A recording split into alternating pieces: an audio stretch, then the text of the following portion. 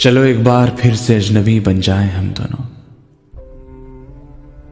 चलो एक बार फिर से अजनबी बन जाएं हम दोनों। न मैं तुमसे कोई उम्मीद रखूं दिल नवाजी की, न तुम मेरी तरफ देखो गलत अंदाज नजरों से,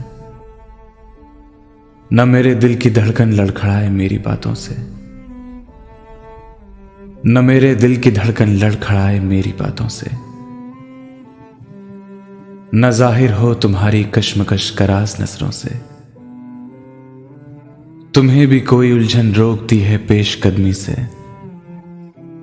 मुझे भी लोग कहते हैं कि ये जलवे पर आए हैं। मेरे हमराह भी रुसवाइयां हैं मेरे माजी की, तुम्हारे साथ भी गुजरी हुई रातों के साए हैं। तारुफ रोग हो जाए तो उसका भूलना बेहतर, ताल्लुक बोझ बन जाए तो उसको तोड़ना अच्छा। वो अफसाना जिसे अंजाम तक लाना ना हो मुमकिन, उसे खूबसूरत मोड़ देकर छोड़ना अच्छा। चलो एक बार फिर से अजनबी बन जाएं हम दोनों।